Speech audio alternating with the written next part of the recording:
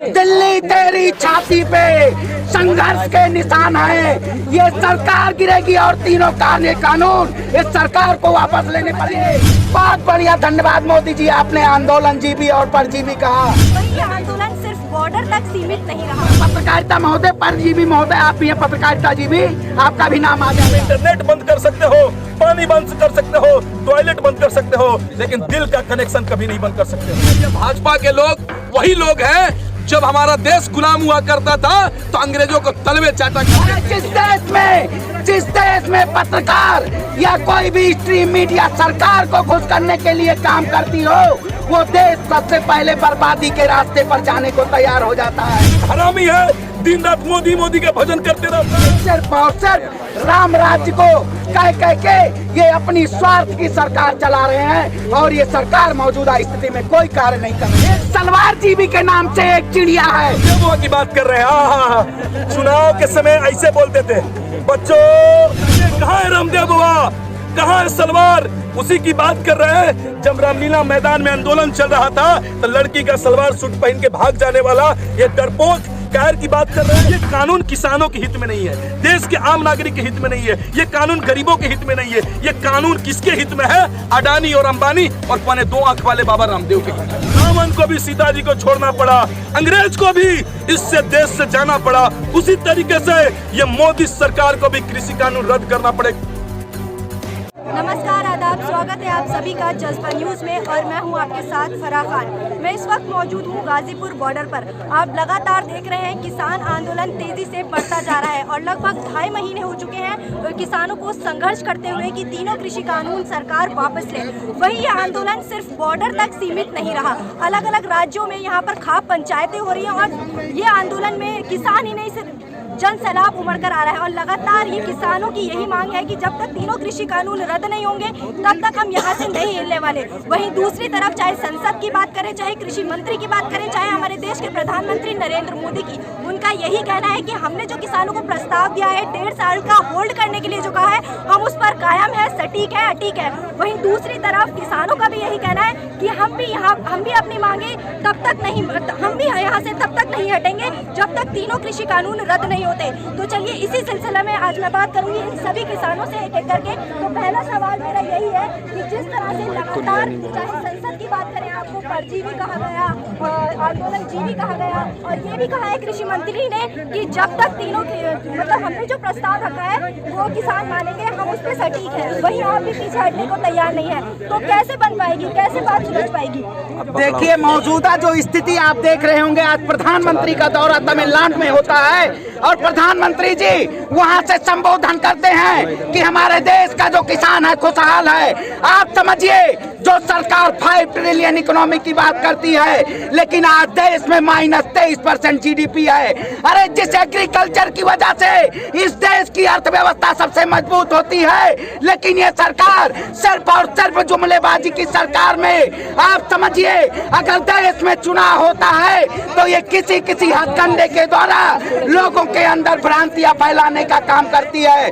अरे जिस देश में पत्रकार या कोई भी स्ट्रीम मीडिया सरकार को खुश करने के लिए काम करती हो, वो देश सबसे पहले बर्बादी के रास्ते पर जाने को तैयार हो जाता है। आप स्ट्रीम मीडिया के तहत देख रहे होंगे, उनके द्वारा दिखाया जा रहा है कि किसान आंदोलन खत्म हो चुका है, किसानों को कमजोर करने की साजिश की जा रही है। लेकिन एक शब्दों के तर्ज में कहना चाहूंगा, दिल्ली तेरी छाती पे संघर्ष के निशान है। ये सरकार गिरेगी और तीनों कानून इस सरकार को वापस लेने पड़ेंगे। जो सरकार न स्वास्थ्य की बात करती है, न किसान की बात करती है, न रोजगार की बात करती है, इन सारे चीजों से कतराती है, लेकिन अगर देश में तुष्टीकरण की बात हो तो सबसे पहले यही सरकार करती है।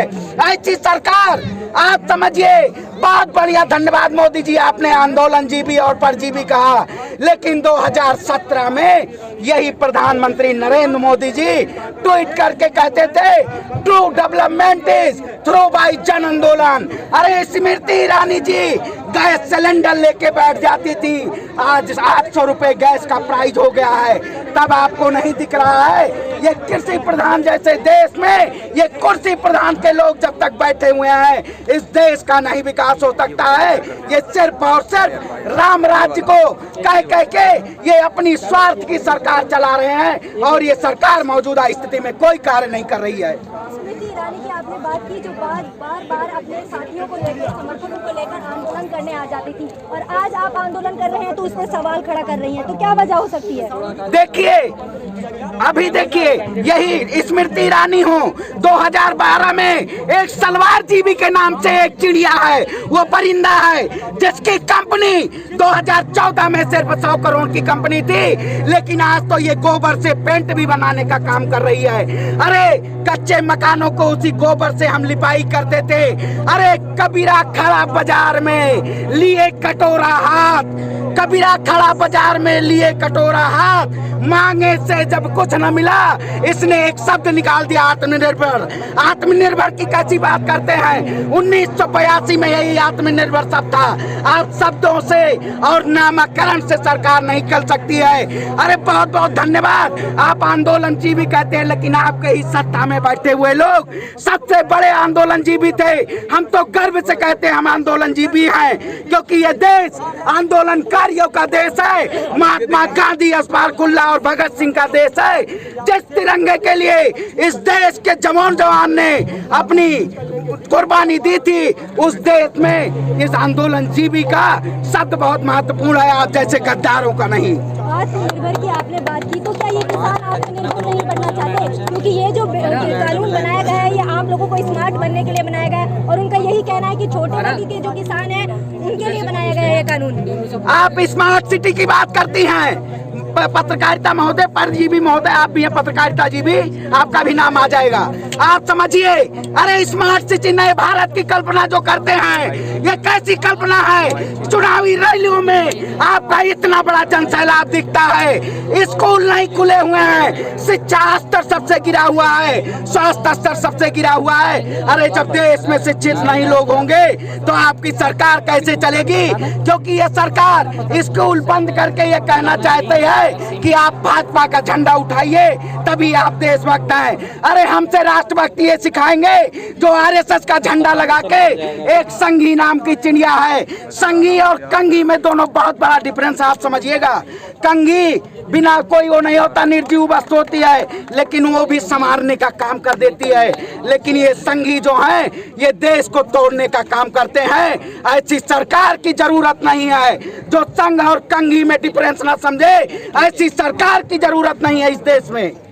सवाल ये भी उठता है कि एक तरफ ये लोग कह रहे हैं कि सरकार बात करने को तैयार है, दूसरी तरफ ये आंदोलन, परजीवी और तरह तरह के षड्यंत्र रचे गए इस किसान आंदोलन को खत्म करने के लिए। तो क्या है इन लोगों की मंशा? देखिए, ये भाजपा के लोग वही लोग हैं जब हमारा देश गुलाम हुआ करता था तो अंग्रेजों को तलवे चाटा करते थे। वही सावरकर जब उसको जेल में बंद किया जाता है तो माफीनामा मांगता है, वही उसी के तलवे चाटने वाले लोग ये भाजपा वाले लोग हैं। आपने 26 जनवरी को देखा, किसानों को बदनाम करने के लिए अपने भाजपा का एजेंट आरएसएस का दीप सिद्धू को भेजकर तिरंगा का अपमान करवाते हैं। उसके बाद किसानों को बदनाम करते हैं।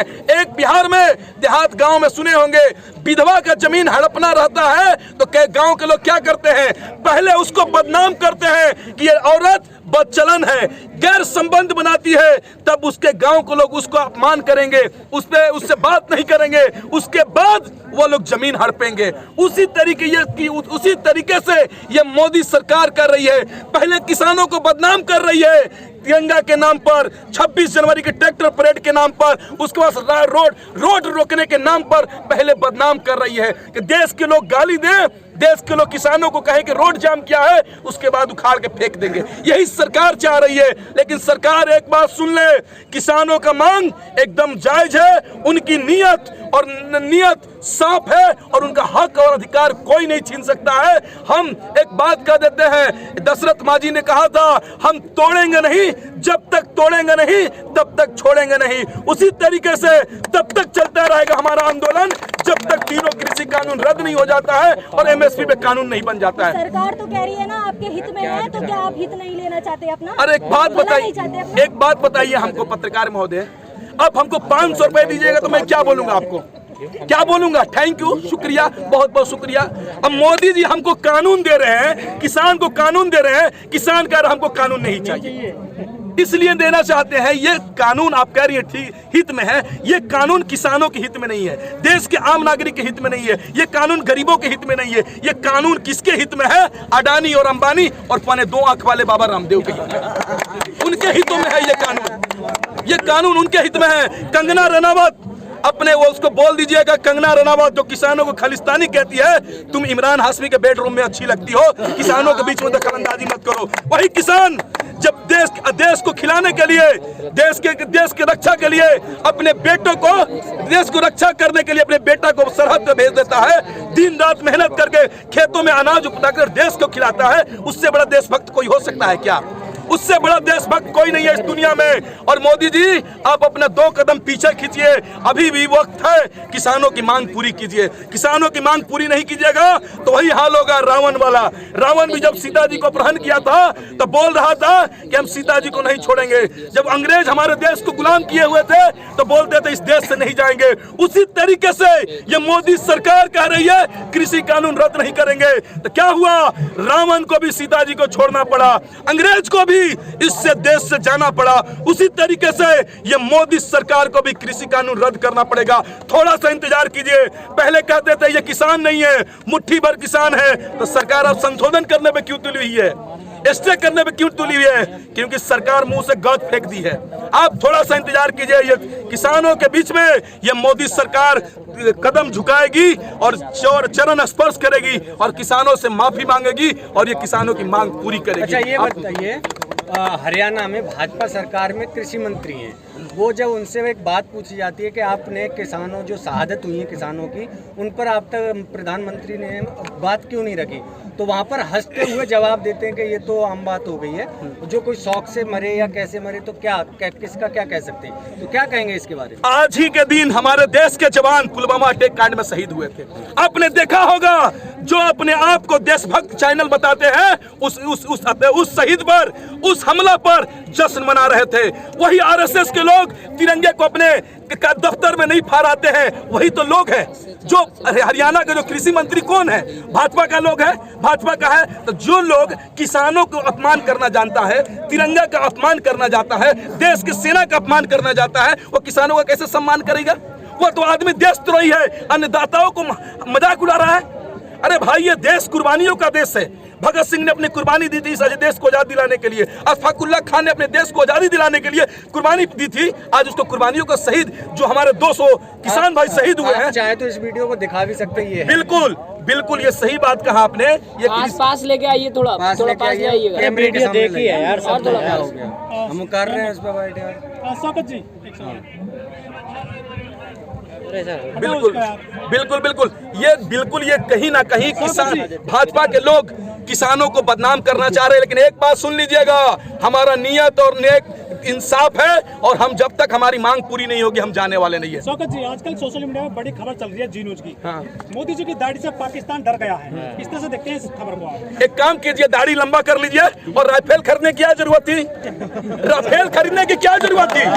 जब दाढ़ी से ही पाकिस्तान डर जाएगा, दाढ़ी से ही चाइना डर जाएगा, तो देश के आर्मी की सेना की बहाली करने की क्या जरूरत थी? बीएसएफ की बहाली करने की क्या जरूरत थी? राफेल खरीदने की क्या जरूरत थी? नेवी की जवान बनाने की क्या जरूरत थी? एक काम कीजिए, air force, navy, BSF, ITBP, CRPF सबको घर भेज दीजिए और मोदी जी अपना दाढ़ी इतना बढ़ा लीजिए, पाकिस्तान भाग जाएगा, चाइना भाग जाएगा। अरे भाई देखिए, उसी की बात कर रहे हैं आप, चुतिया का सुधीर चौधरी की बात करते हैं। ये लोग हरामी है, दिन रात मोदी मोदी का भजन करते रहता है, ये लोग मोदी मोदी करते रहता है, देश तोड़ने की बात करता है, उसकी बात करते हैं आप। वैसे वैसे मीडिया चैनल को प्रतिबंध करने की जरूरत है, जो देश की बात नहीं करेगा, युवाओं की रोजगार की बात नहीं करेगा, सेना की बात नहीं करेगा, किसानों की बात नहीं करेगा, वो देश पर राज नहीं करेगा। वैसे वैसे मीडिया को बैन करने की, लेकिन मोदी से बड़ी तो बाबा रामदेव की दाढ़ी और रामदेव बाबा की बात कर रहे हैं। चुनाव के समय ऐसे बोलते थे, बच्चों तुमको 30 रजत शर्मा के आज तक चैनल, रजत शर्मा के डिबेट में जाते थे,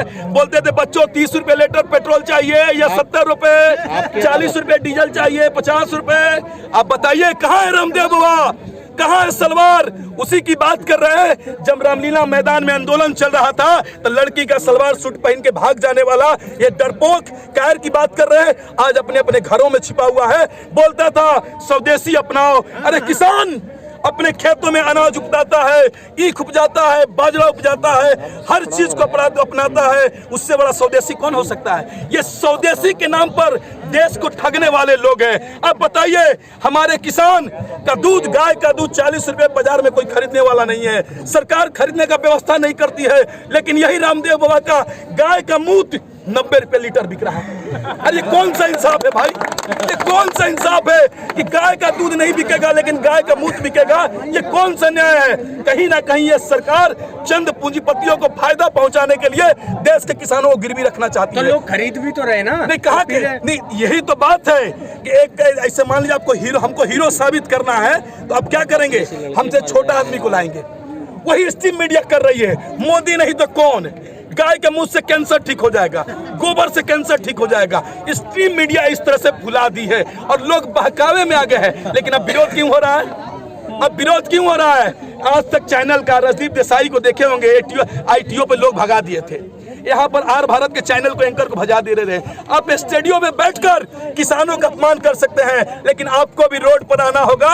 उसी तरीके से ये किसान, देश का आम नागरिक, आपको भी बदनाम करके, अपमान करके इस रोड से भगाने का काम करेगा। तुम्हारा बाप का स्टूडियो हो सकता है, लेकिन ये तुम्हारा बाप का रोड नहीं है, रोड हमारा है। इसलिए वो लोग, जो लोग हमको बदनाम करेंगे, उसको भी रोड पर भगाने का काम करेंगे। अच्छा, आप लोग इतना वायलेंस फैला रहे हैं। कल दिल्ली हाट में प्रधानमंत्री मोदी जी ने किसान जो बनाते हैं उनके लिए स्पेशल प्रोग्राम करवाया। आप लोग यहाँ पर देखिए कितना वायलेंस कर रहे हैं। एक वायलेंस कौन कर रहा है? देखिए, आप खुद इतना तेज बोल रहे हैं। वायलेंस कौन कर रहा है? जब वायलेंस तब नहीं होता है जब ये भाजपा के लोग, अरविंद केजरीवाल बोलते हैं कि दीपावली में पटाखा नहीं छोड़ना है, तो भाजपा के लोग उसको तोड़ने के लिए उस कानून को पटाखा छोड़ते हैं।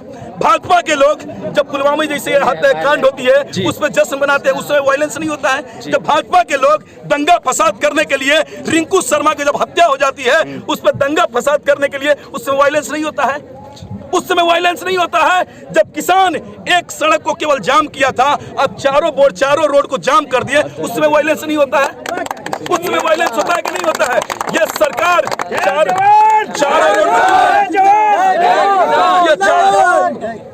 चारों रोड को सरकार क्यों बंद की है? इसलिए बंद की है कि लोग, जब दिल्ली के लोग नहीं जाएंगे इधर से तो किसानों को गाली देंगे, किसानों को कहेंगे क्या किसान रोड जाम कर दिया, हमको परेशानी हो गई। लेकिन ये रोड सरकार जाम की है कि किसानों को लोग गाली देते। एक बात समझ लेना, बाप बेटा का रिश्ता, बेटी और माँ का रिश्ता कभी टूट नहीं सकता है। तुम इंटरनेट बंद कर सकते हो, पानी बंद कर सकते हो, टॉयलेट बंद कर सकते हो, लेकिन दिल का कनेक्शन कभी नहीं बंद कर सकते हो, क्योंकि देश का कनेक्शन, दिल का कनेक्शन आम नागरिकों, किसानों के साथ जुड़ा हुआ है। क्योंकि किसान अनाज नहीं उगाएगा तो देश का आम नागरिक क्या खाएगा? मोदी जी, आपके पास भी वक्त है, आप दोनों 2 कदम पीछे हटिए और किसानों की मांग पूरी कीजिए। नहीं कीजिएगा तो हम लोग लोकसभा भी पहुंचने का काम करेंगे, वहां से भी कृषि कानून रद्द करवाने का काम करेंगे। चलिए, बिल्कुल।